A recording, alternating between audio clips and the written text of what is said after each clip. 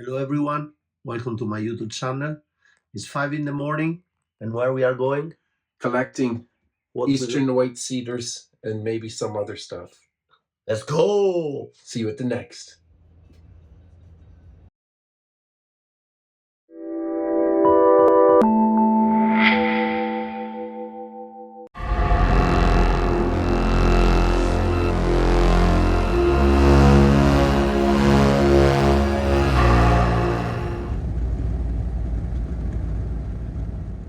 We just got in the first location. It seems promising. I can see some larches and some Eastern white cedar. So I have my boots on, and I'm gonna get into the swamp and see for some trees.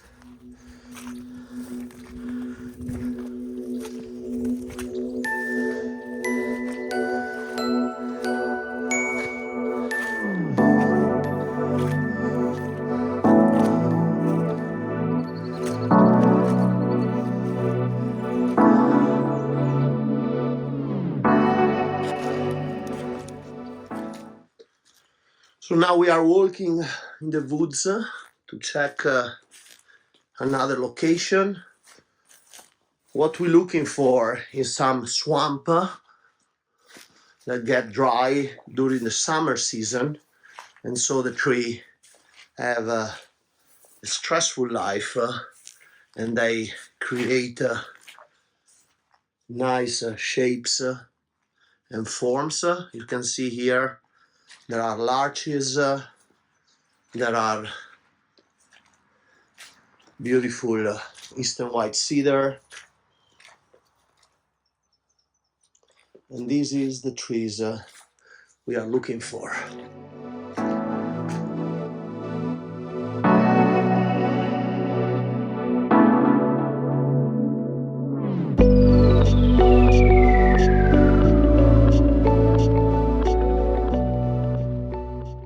Found a beautiful one, good compact root ball. Now we take it out. Beautiful place, a lot of cedar, very old one with deadwood. Fantastic trees, super old, beautiful trees. Now spend some time and short all these branches.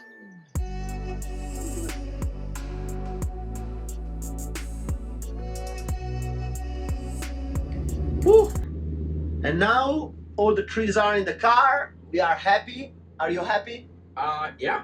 And we're gonna back home and repot them. We're gonna show you how we repot them and how we prepare the roots to go in the new pot. And now it's just another 5-hour driving, but Tim is capable to do that. And then later we're gonna pot the trees. Ciao. Ciao.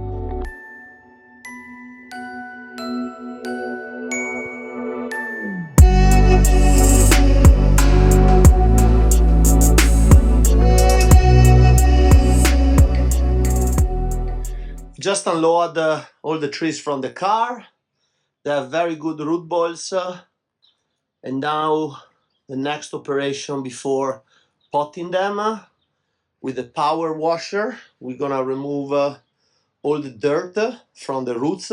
It's important to free the fine roots so they can go directly into the new soil and start growing.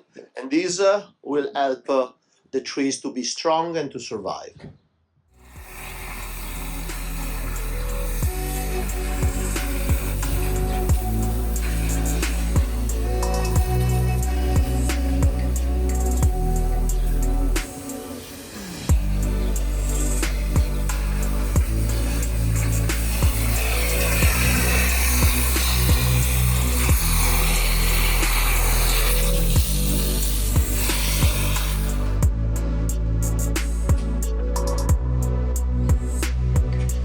So now that we start having the trees clean, here in the workshop we already prepare pots, and I'm gonna use basically poor turfis to repot those trees.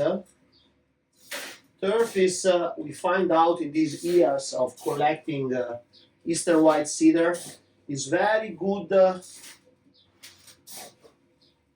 hold the moisture, and obviously these trees are used to basically live in the water, and they do very well when we repot them in this media. Here we are.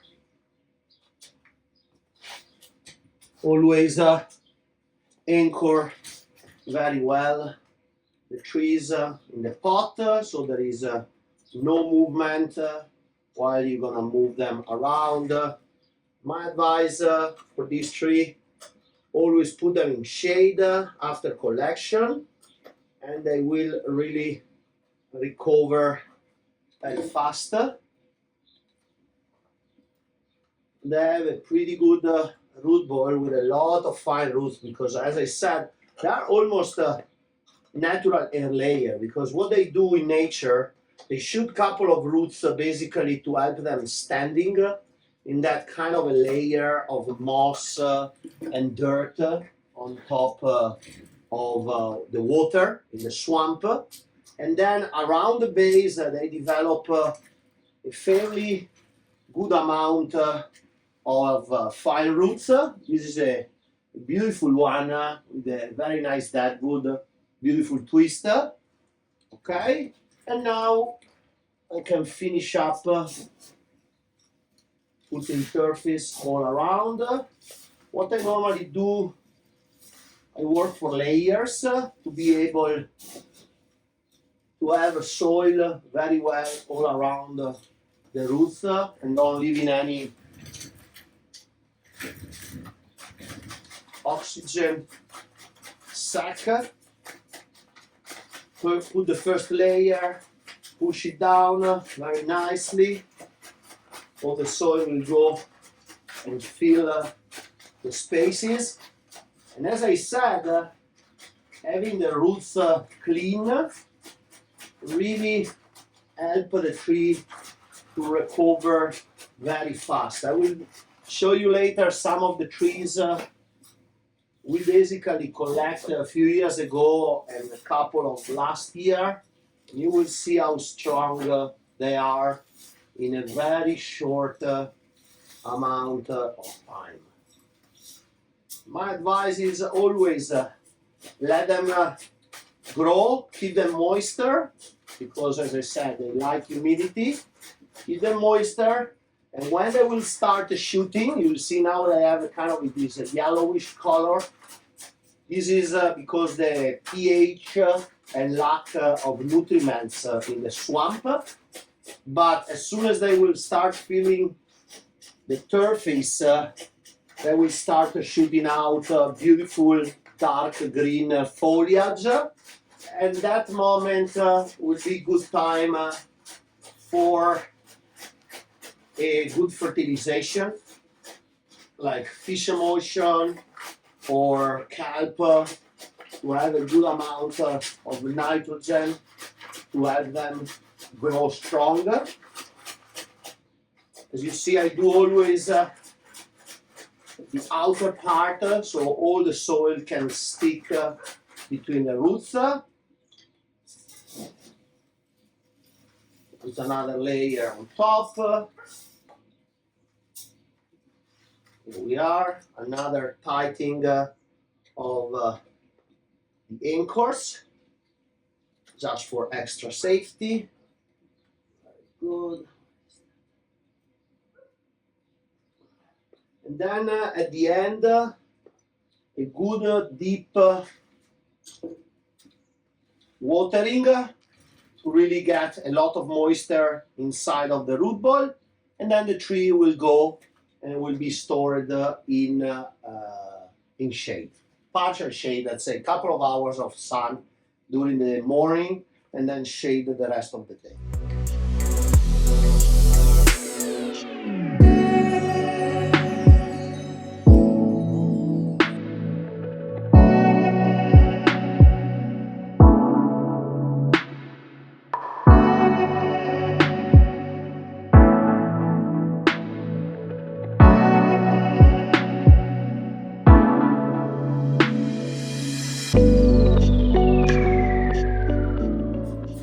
washing the roots on these trees, we have also be careful on help penetrating the soil very deep between them. Don't only work around, but also work inside of the root ball, something that I don't need to do when I collect, for example, Scots pine or Mugo pine, and I maintain most of the original root ball, the soil connected to the root. You see, in this case, it is important to find the holes and make the new soil to go in, because this will really help the finer leave the roots inside and not degrade and grow nice and strong. So use the chopstick as almost an extension of your hand, finding and try to understand what's going on underneath. And when you find a hole, you see like this, go down, create this twist, and the soil will nicely fill all the gap. These are little but very important thing we have to remember when we transplant bonsai. Feeling the soil, feeling the roots underneath, and understanding where the soil has to go down more.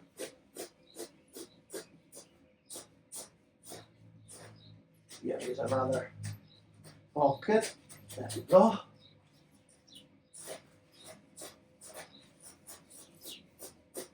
And now that I feel that everything is nice and compact, I can bring my tree out and deeply water it.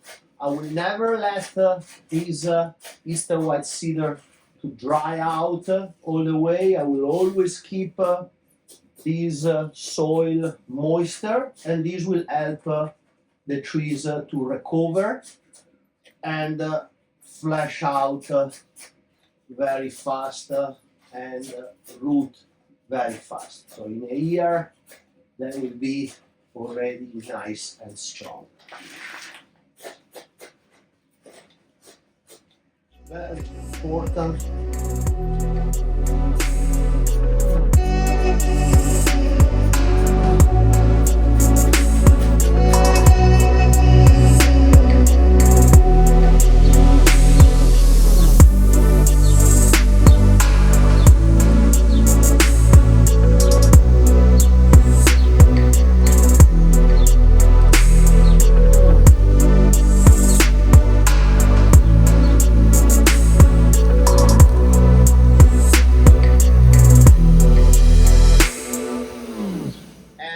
Now we finish with the repotting, we water the trees, and now they can stay in partial shade for the rest of the season, grow well, and then next year we can start selecting and looking for the new shape of them. Here we have a cedar we collected 2 years ago, nice and strong, and this year we gave the first shaping. The tree is already flashing out, beautiful semi-cascade, growing very well, and eventually next year can go in a bonsai pot. And in this other side, we have this beautiful one collected 5 years ago, styled 2 years ago, and now is getting more mature. This year, these trees are from the Cupersaceae family, but they grow tendencially flat. So what I do, I always open the pads, and then during the growing season, we go in a little bit like the junipers, and we prune the tips, getting some more foliage in the inside and getting this kind of a fan and nice and clean. This is developing very well, and probably in a couple of years can be on a bonsai show. I hope this video was interesting, and we try to give you a lot of information about the Eastern White-Cedar and how to collect them. Thank you so much for following this video. See you at the next.